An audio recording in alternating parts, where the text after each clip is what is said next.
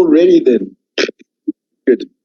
So I find myself here, Exploration Society, looking at all your adventures and wondering why you come to a talk on art. But I will do my best. So I actually got into the story through cycling. So that's by mitigation of like being here. This is a map of our country, the Union of South Africa as it was, in 1952, done by Van Riet Low. And what it does is it indicates all the rock art sites, where the blue would be painted sites and the red would be engraved sites. So the difference largely is you have the paintings in the mountains and you have the engravings on rock surfaces, often alongside rivers and so on, where things are less mountainous. And as you can see, this country is essentially just one large outdoor gallery. So I wrote the Freedom Challenge in 2007, and part of it goes through the really thick area of blue there, especially in the Eastern Cape. And what struck me at the time going through was speaking to farmers. They all had rock art in their properties.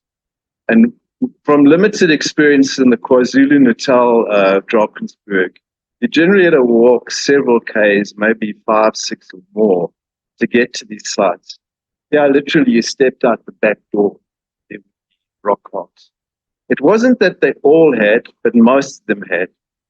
And if you're traveling on a bicycle, you can't really go and look at rock art on a bicycle. So what I would do is then go back and spend time with the farmers and go and look at the sites. And so that's how this interest really developed. What I'm going to do now, though, is jump right forward to last year.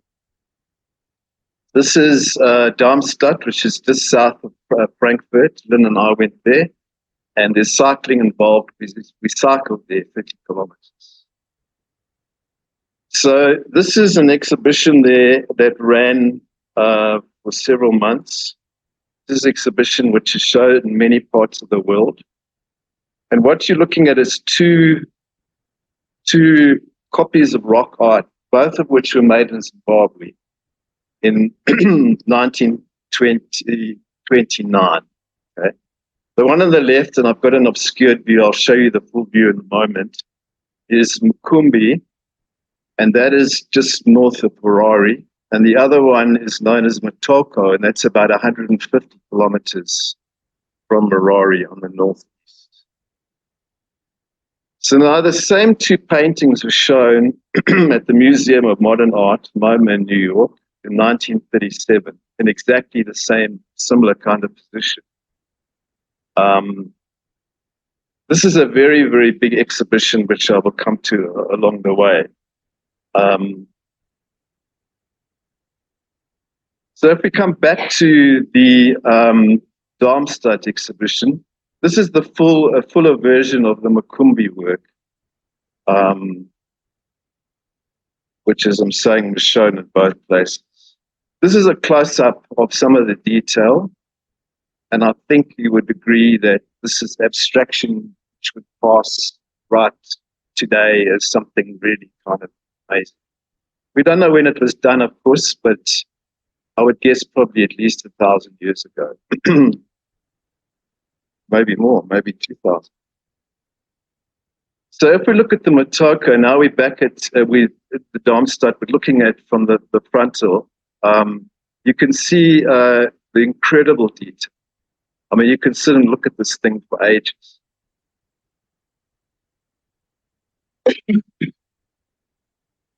It has 200 separate elements, I'm told, and I have captured some of them from the painting.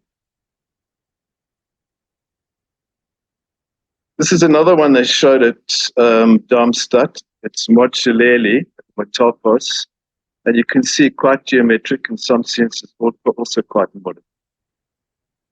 So these paintings were done on an expedition led by this guy, Leo Frobenius. He led 12 African tours between 1904 and 1935.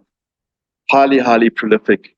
He published over 60 books. And you can see from the African map how extensive these tours were. The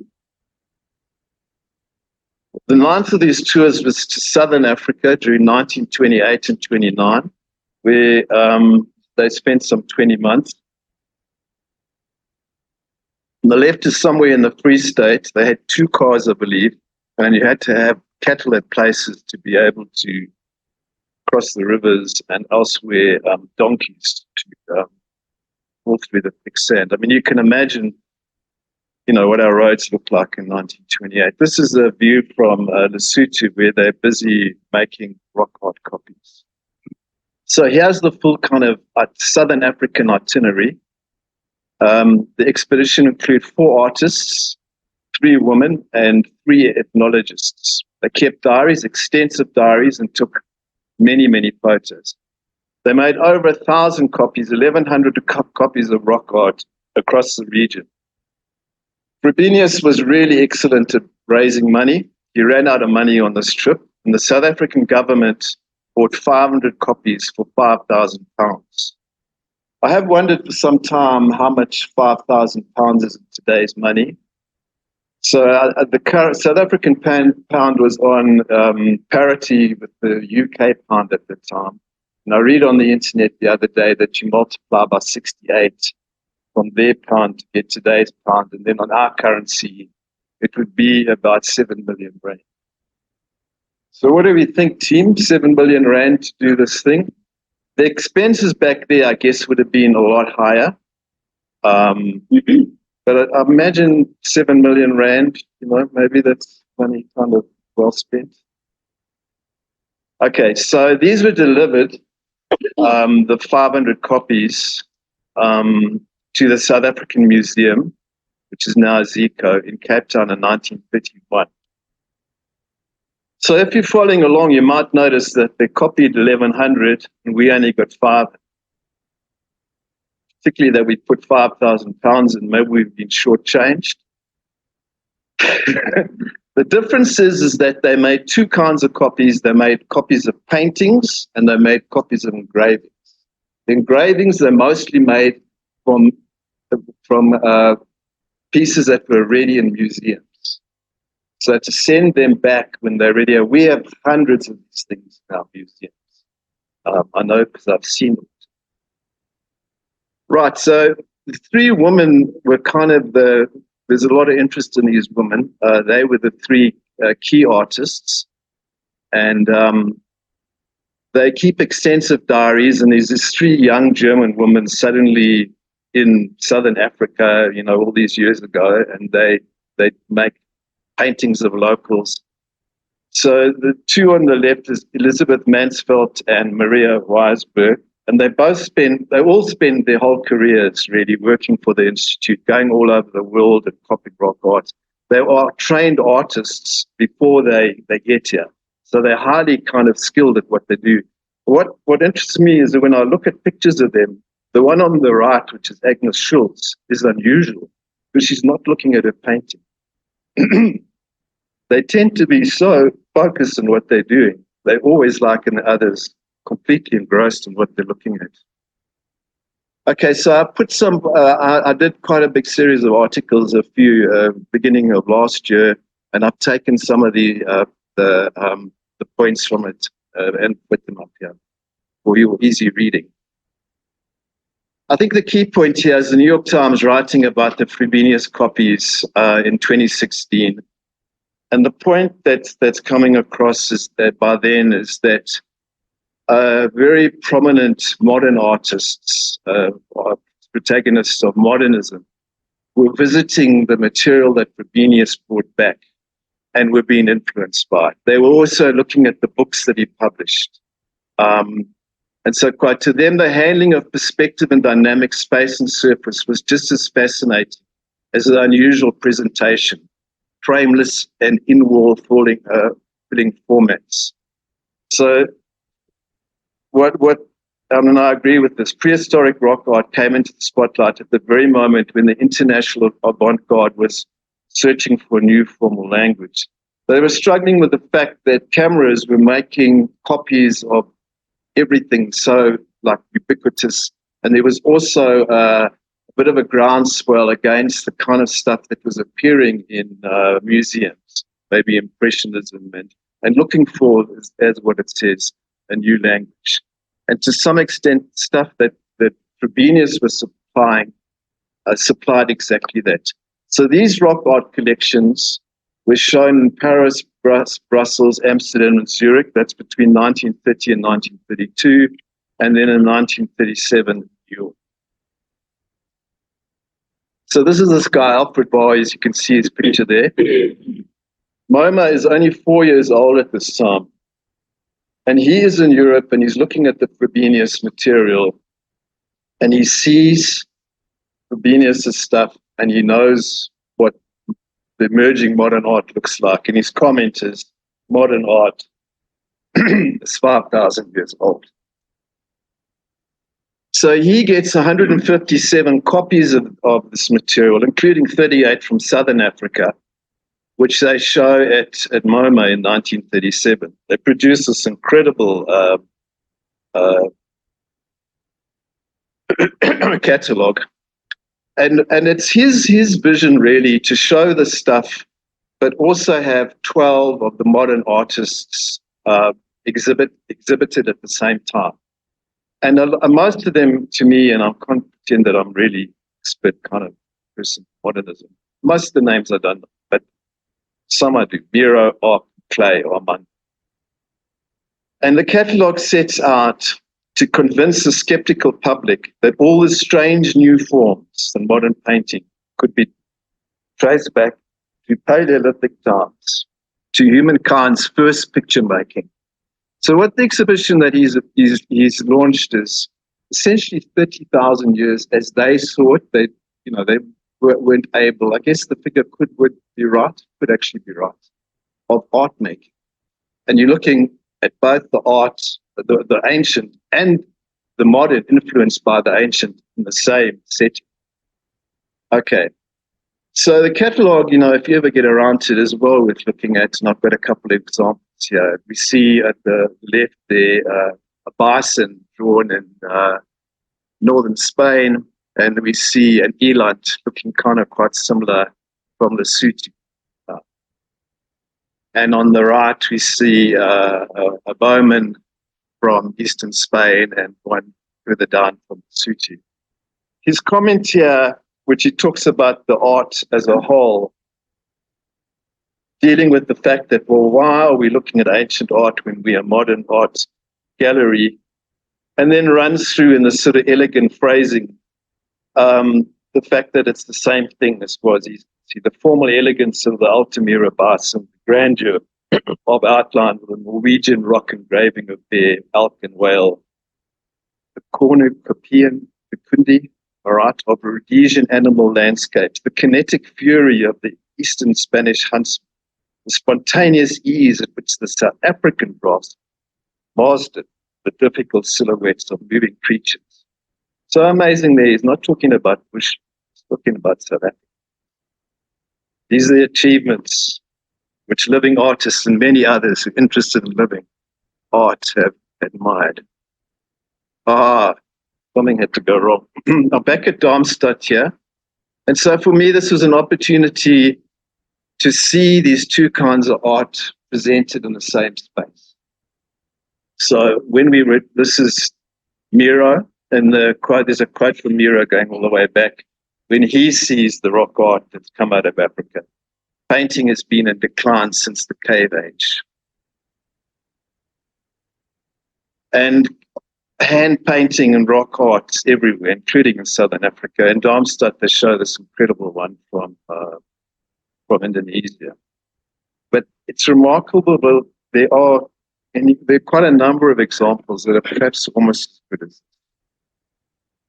They put up Hans Arp and Paul Klee, and I think you'd probably know enough about rock art to know that they both look kind of rock artish.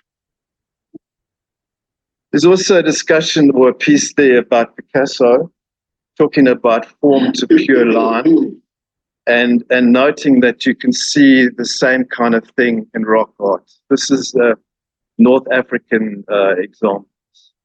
And in fact, they had a photo, they had a Picasso there that you weren't allowed to photograph. And it was quite remarkable, but actually it wasn't too dissimilar to the thing of the element on the left there, the bull on the left. Okay, so now we go to 2019. This is a woman called Suzanne Blair. She's an art historian at Harvard, and she's analyzing the piece of the painting that most art historians say defines the beginning of modernism, and it's the Picasso piece, the young woman of Davie. And she's like a sleuth. She looks at. I mean, obviously, this painting is so studied; it's ridiculous. It's from 1907. She goes then to a book that Frobenius wrote in 1898. It's called "The Masks and the Secrets and African Secret Societies." The illustrations in it by this guy Swoofer, and she then, and this is, I've put up one example, looks at the elements from the masks that find their way into the Picasso painting. She's quite very clear that it's not plagiarism, because Picasso's kind of making it his own. His own quote, I believe, was that good artists borrow, great artists steal. As a kind of side issue, that she tried to get permission from the Picasso Foundation. There is one to use some of the material, and there was quoted $80,000.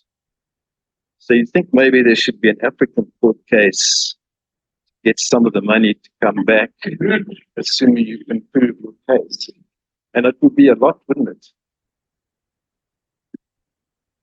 Okay, that's quite set out in a lot of detail, which actually talks to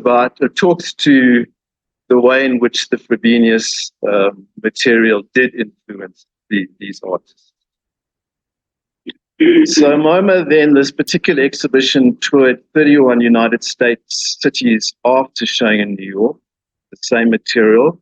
There is an art historian, and I've read her papers, and she's written a book now. And she makes the case that the tour was the basis for the development of American abstractionism. The names that she mentions, frankly, don't mean a lot to me, but in the first generation, but in the second generation, she puts right with his painted work. Okay. Thank you. Thank you. What I would like to see is more examples of it, but this argument. Okay, so Frobenius at that time was really like, you know, in terms of his reach and what he'd achieved, he was really kind of at his zenith. And then he died, 1938. The Frobenius Institute was flattened in 1945, World War II.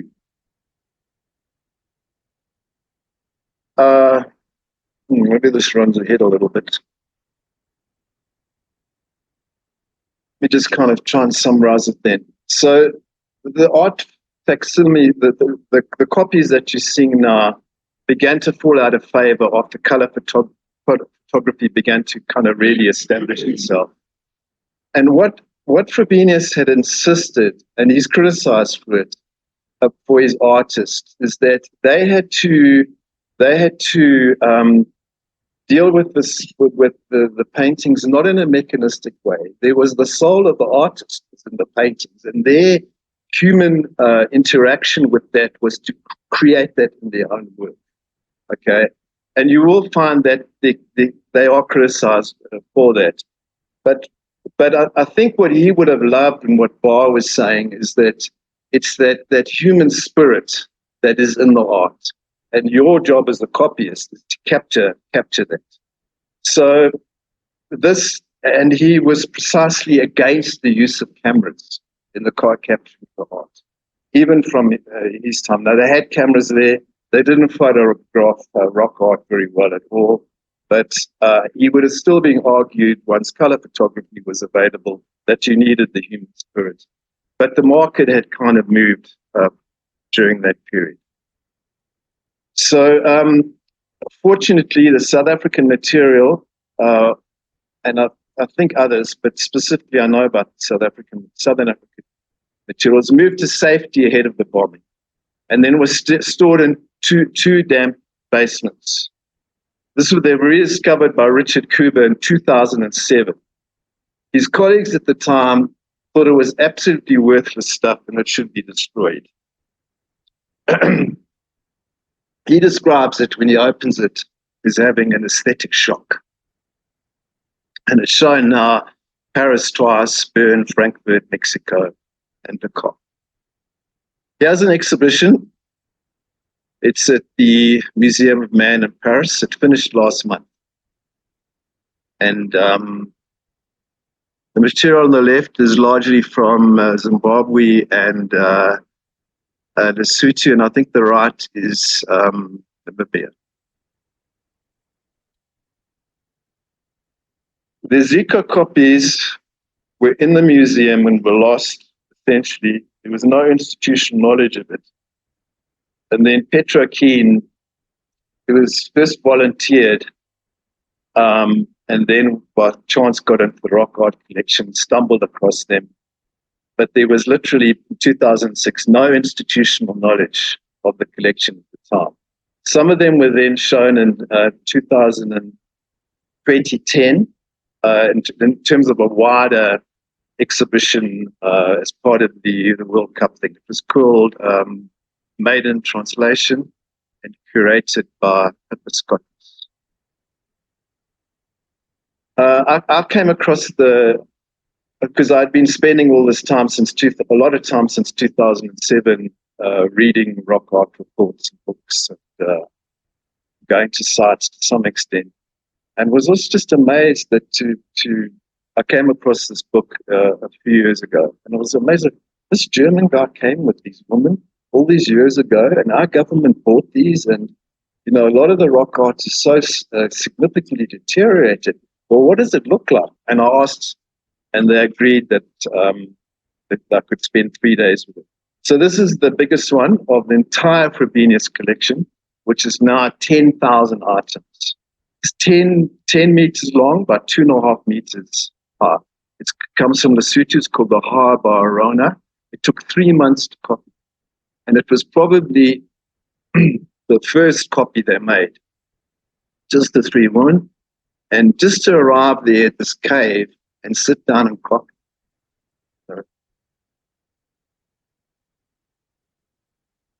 So this is Benjamin Murray, who works there, and he hadn't ever seen it. He'd been there for 6 years, and he'd never seen it.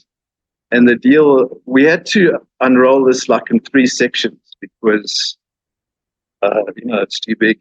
And the deal was that, because he had other stuff to do, is that I would call him over if there was something worth seeing. And literally, practically everyone I was doing that. Just some detail which shows the level of to me, like little masterpieces in right.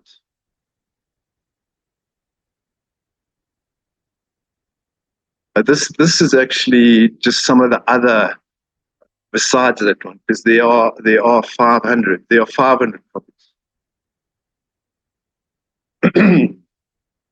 This is Baroana, the same site, December 2021. So you can see, you can just make out what remains. I should make a big point here because a lot of people think that it's about vandalism, that the caves are in such a bad way. And there is some vandalism, and there's certainly something like the main reason the art looks like this is the people who made it stopped making it. And that's a long time ago. Well, not that long, maybe 100 years or more.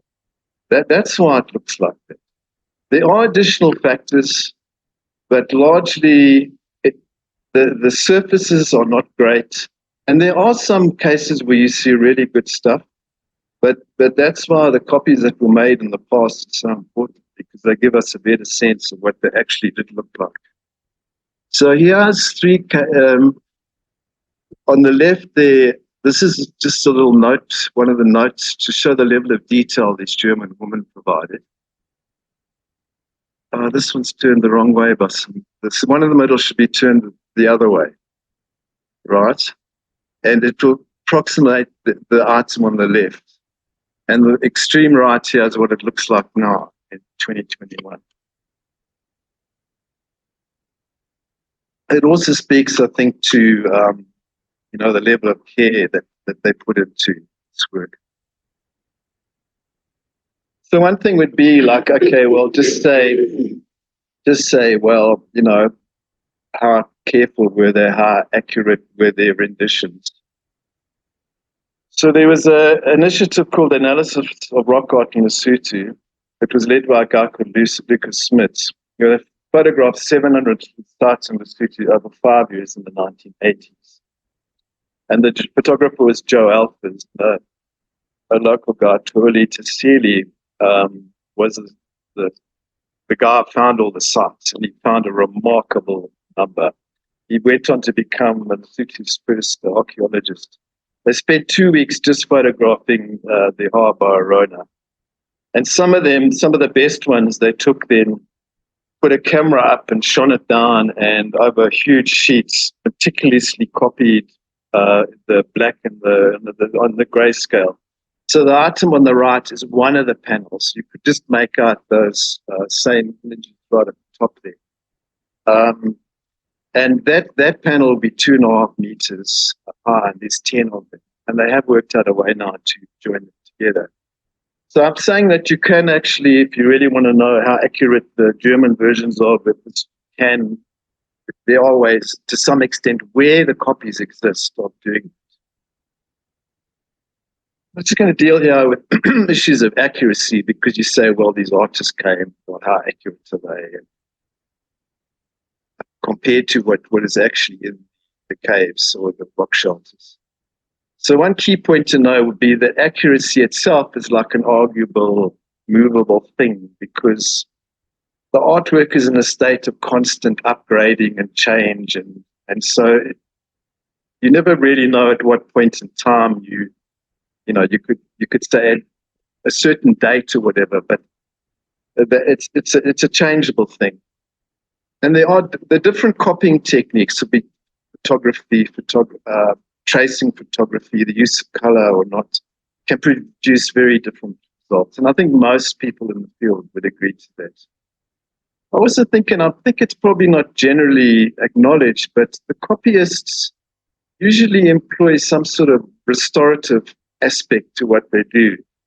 Because if you're looking at something quite deteriorated, will you draw it like that, or will you try and draw what you think it looked like to the person who did it? And I think the latter. And it's not like you're trying to make it better, or, well, I think in some ways you are trying to, pay homage to it. So a lot of what you look at in the books, when you go to the sites, can be quite disappointing. And that's further deterioration. We went to the demo. I think one site alone was meant to be 200 images. Even that. Richest what Elon did. No, Elon, you still see really nice stuff.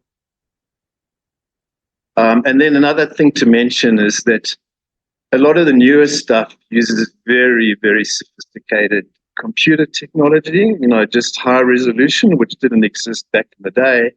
And now there's even fancy stuff called de-stretch, which enables you almost like to see into the rock. So here's an edema, and I'll just give you a sense, though, of what at least some published authors think about this work.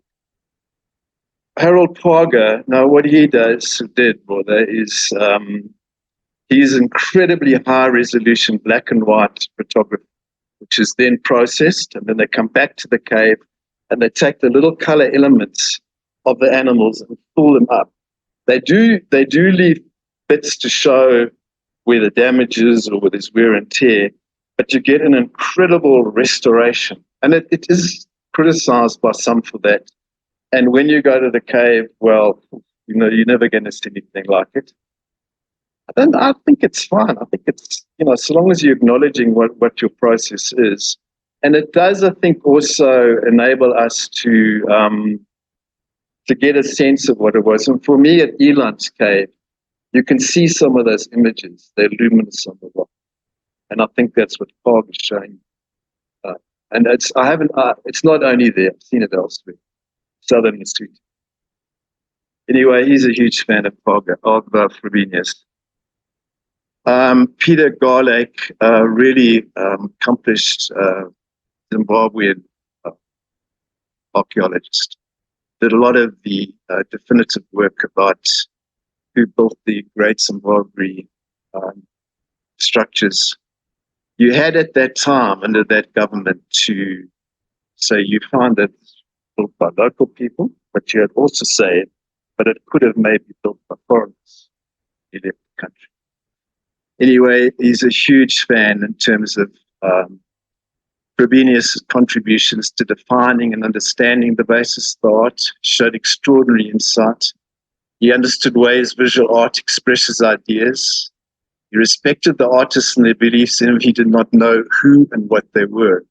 He was a sensitive observer and a rigorous and methodical analyst who had an unerring eye for the significant art. And the Zimbabwe art does have some key differences. The features he isolated are defined indeed the most significant. The oval designs, the fields of flex, the association with trees, the extended and recumbent figures, floating figures, those with pointed muzzles and large ears. Okay, I won't read it all, but that gives a sense of it. So they do have a lot of these. Frobenius called them formlings. These are the ones here are unusual because those are rectangular. They're usually elliptical. And Siaka Mkuni did the best work. I'm a huge fan of Frobenius. And his suggestion, Frobenius wasn't able to say what they represent. Mkuni did a lot of work on this and argued that the shapes of termite mounds, part of the religious symbolism, which underpin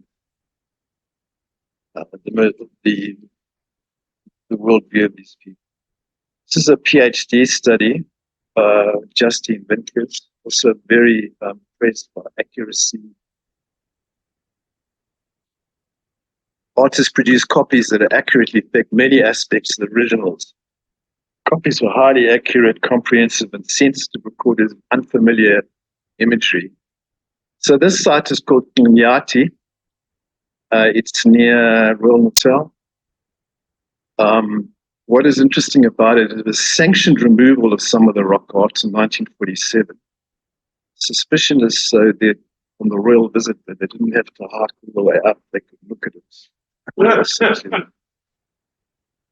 And then also natural collapse. So she was able to use recordings, including made by the Frobenius people, to recreate, digitally reconstruct what the shelter looked like before the removals and collapse.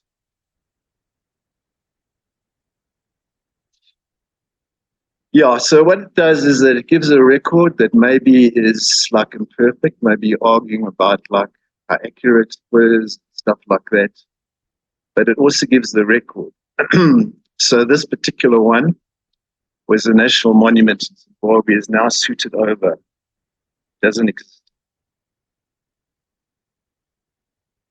This is, it's also known as Shera Cave. This is Joachim Litz making his copy in 1929. That's how it looks in 2022. You make out the elephants there, actually. This red ochre seems to be a bit of a colonizing force. It kind of seems to take over everything. Now, I've been there twice now, but I can't really tell you. I mean, I'd have to sit and think and have his copy with me and work through it slowly. And it might be just that in some cases, and maybe this is the case, you say, look, you know, we have this great thing that he made and he was influenced, or, you know, but maybe you're unable to really say how accurate it is or not. So just to kind of conclude in a way, I suppose, Richard Kuber sees as a big part of his job, he's at the Frobenius Institute, is to do digital repatriations. So in the first case, remember that what these people did is they never took the original stayed in the cave. They took a copy, right?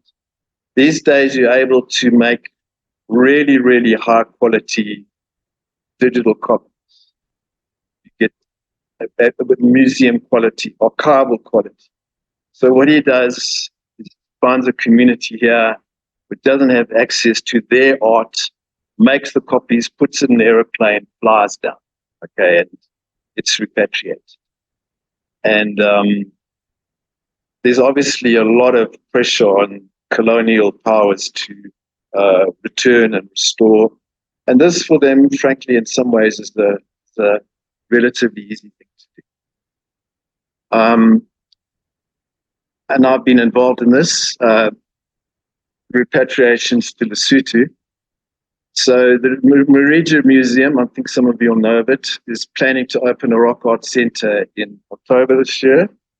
Joe Alphys of ARIL has transferred a database of 33,000 images to Marija, including one on the right there. It's bulls on the orange Great River. And repatriations of 60 Frobenius copies made in Lesotho are also in the mix. I'm not exactly sure of the update, but that's... Yeah, so this is our National Gallery in Cape Town. I showed you the picture of Benjamin Murray earlier. He was so impressed with all the stuff that he saw. He said he was gonna spam his boss until she showed it. And the very, very next exhibition, it was never planned to have rock art there. They have all this. They have an incredible collection going back to the 1600s, of course, and they had all this artwork right up to the modern time. But it was nice for a whole year. The Baroana was up. Petro and I have been speaking to Zico to say that there really should be an exhibition just of rock art, on a similar kind of stuff to what happens overseas. The view was that it's overdue, but that's where we are. And I think that's me then.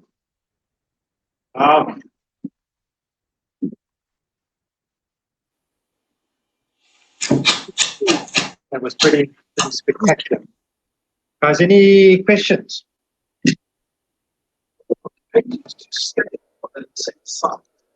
a quick one. When we ask a question, you seem to do it for the Zoom audience as well. Okay. So who does it? Me? Yep. So the question is, are they to size? Yeah, so actually, most of the Ezekiel stuff you can actually see on the web. It's at the Serrata website. But of course, if you're looking at a web thing, it's pretty small, okay? And 60 of the biggest ones were too big to digitize. So I'm answering your question. The Baroana is 10 meters long on site. So pretty much, and some of it, occasionally they'll do something that's completely out of size. They'll take a small thing and they'll just, but in general, I would say the answer is yes. And that's a lot of it is that, and it's that sense of the size that is kind of, where a lot of the impressions magically.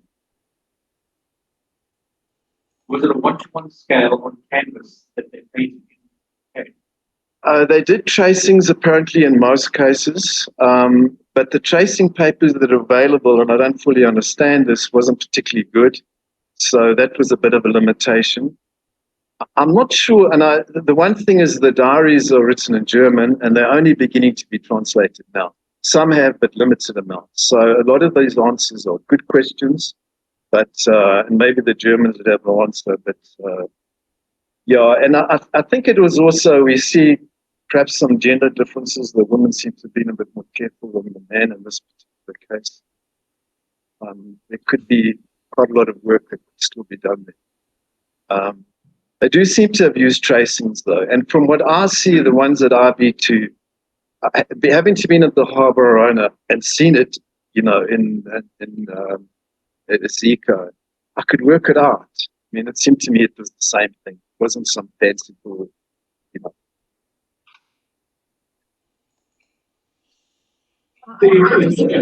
Or things being painted, being kind of the old art coming through, or these, in the sense of that? Oh, the women speak about it. Yeah, is the art being painted over? The women are particularly fascinated with that. And I'm not quite sure now, but you can get at least to 14, maybe 25. When you're looking at rock art, what you're really looking at is time. It's layered. And there is a story from one guy who did a lot of copying at Paul Ellenberg, the suit. He said in 60% of the sites, there was one person in control of what could be done at that site. He and his father copied 450 art. And they knew in cases even the name of the person who controlled this. So you couldn't just pitch up there with your little thing. You had to. And I think for me, when I look at the Baroana, I see one story. That's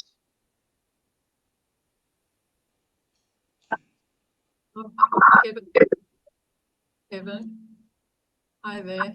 yeah, where the copies on canvas. Most of them are. A lot of them are watercolor. No, most of them are on some sort of paper. Some on canvas, some oil, but mostly watercolor.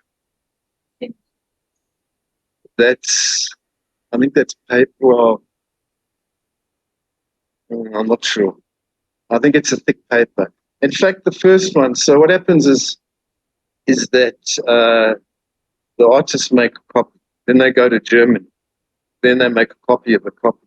So the South African version is actually better than the German version because the German version stuck together. They make a bit and stick it. Okay. The South African version, that would have been a piece of paper. I think it's actually 2 pieces. So you have it's a better quality. What's interesting? Just 1 sec of this. Yeah. Hear me? Can you hear me, Kevin? I think what I find interesting about this. Sorry, guys, just hang tight for the guys online. Just hang tight just for a couple of minutes, please. Okay.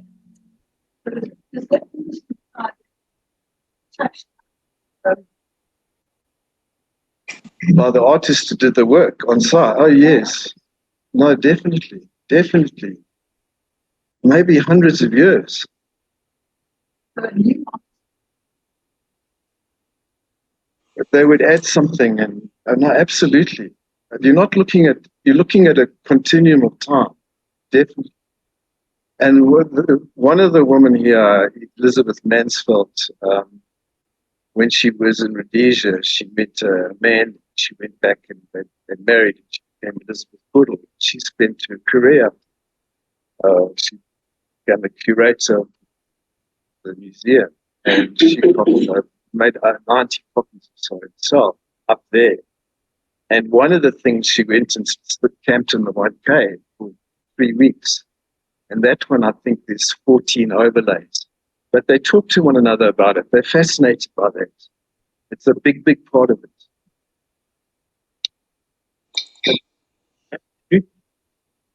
And basically, I can basically try and capture the rock texture, rock colors. Yeah, and it's pointed out in one of the PhD theses by Laura de Hard. It's an unusual thing in the South African, what the German did, is they use those textures. When you're looking at rock art, you often are. You're aware that this is not like a piece of it. There's, this it protrudes and it's cuts, and there's a lot of analysis about that. But they make it a big part, and it adds a sort of dynamism to the piece, definitely. It's a big thing. Going back to the original artists made the drawings, who was allowed to do it? Was it always supervised? Sites, semi-sacred sites, anyone come along at artistic meetings, like paint on? I would go back to what Paul Ellenberg says. So just, I've got in the reading order this. Mary, say it again.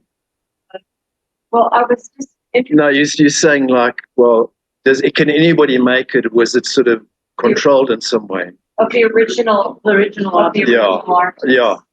So I'd go back to what the Paul Ellenberg thing. That's the only case I know of it where there's somebody in control of the site, and that person has a certain standing and respect. I imagine that you would do this art a lot of, you'd do your own thing a lot, and then maybe you would show it, or you'd be asked to come along. But you wouldn't do art that wonderful just kind of first time. Well, it's practice, it's re-practice, waiting. Maybe it's even, yes, maybe it's like even a brand. You get known for this, and you do see to some extent lots. You do see, I don't know about styles, but you see Elon bashing at different places. I think that's quite wrong. But a lot of the answers to those questions, there are practically no cases where you know or saw the artist actually making the painting, practically. Let's have a look and see what the guys online have got to say. Somebody just had a comment. You want to just unmute yourself and share your thoughts? I think it's Petro who I mentioned earlier. Okay. Hi there. Can you hear me? Yep. Just. Oh, sorry. What's really interesting is the fact that the female artists did most of the copying, and of the 1,100 copies that Kevin mentioned, the female artists did about 800 of them. Frobenius also did a few paintings, small ones. He did about 100. And then the other male artist with Frobenius did also just over 100 copies, but his copies, a lot of them were very large, beautiful copies. And what's really interesting about the collection are the portrait paintings, the portraitures that they did of some Khoisan people, Sotho people, and Joachim Lutz did about 33 portraits in Zimbabwe of men that some of them leaders, and this is an archive that no one's looked at. The female artists also went off on their own into different regions. Maria Weiersberg went off into Namibia, copied 100 paintings, and she took about 100 photographs. She was with one of the ethnographers on the trip. So there's a lot of stories within this expedition that hasn't been explored, and it's really fascinating. Thanks, Kevin. Thanks for that. It's good that it hasn't been explored. Petra's doing a master's on the subject, so that gives her Let me just repeat the guys. she's saying that most of the copies were done by the woman. I wonder why that was. And Frobenius did some, and Lutz did some as well. But and they also did portraits of people that they interacted with. But the diaries are quite extraordinary, and this is what Petro is focusing on from the masters. I just have a comment. It's a great story, mad German taking these young women artists all over Africa. Netflix. Yeah. All right. So I'm just having a quick look, and there's no real questions online.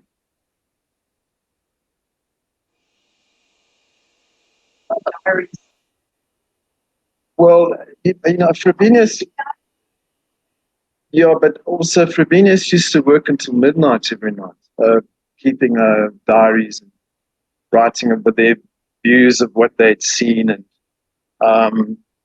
but I suppose that the diaries of the women, I have a certain extra interest because they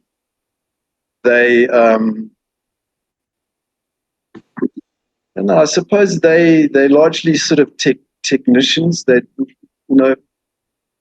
Frobenius is out there doing all the showmanship, and he's a fairly controversial character even then. Because he's part showman, part academic. But frankly, I can't tell you too much about the diaries because they practically have not been looked at, and we did go into some sort of time warp because this art did achieve something globally, and it still is shown globally, but hardly at all locally. And I think the diaries and all this other material would have come to the fore because it does enable us to think about this material in a different way.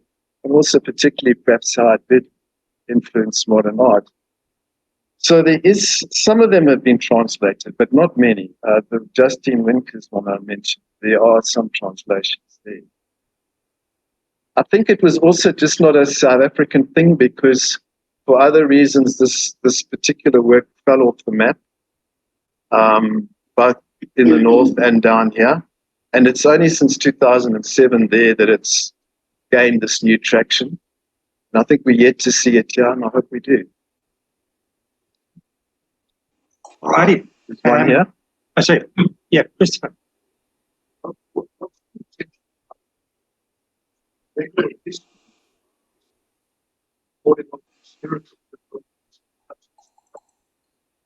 Frobenius thinks that the underlying culture, all culture, What was the intention of the pictures? okay.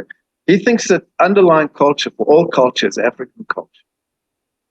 And the way you understand that, it's not through anything else but through the art. The art transcends everything. So if you can understand the art, you can understand the art of humanity. And the thing is to get out there while you can still record it and share it with the world. That's it. So just a question on, you mentioned that the Frobenius public Institute or gallery was destroyed in 1945. Was there a lot of work that was destroyed in that? Well, I'm told two things. It was flattened. No? Yeah. It's So everything flattened. was destroyed. Yeah. But they must have had most of the collection different places. I know specifically about the Southern African stuff, and that was lying in basements. But they have 10,000 rock art. Some of them would have been done after the Second World War, because they went globally after that, after Frobenius did. But yeah, it's extraordinary, 10,000 images. So I don't have a precise answer to that. So what else? Another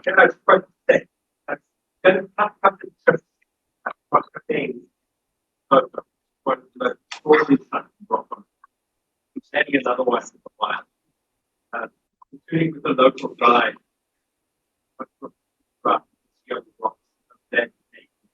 different cultures. Really a fascinating place. Keep an eye on what's happening. Give me the name again. Which is northwest qualified.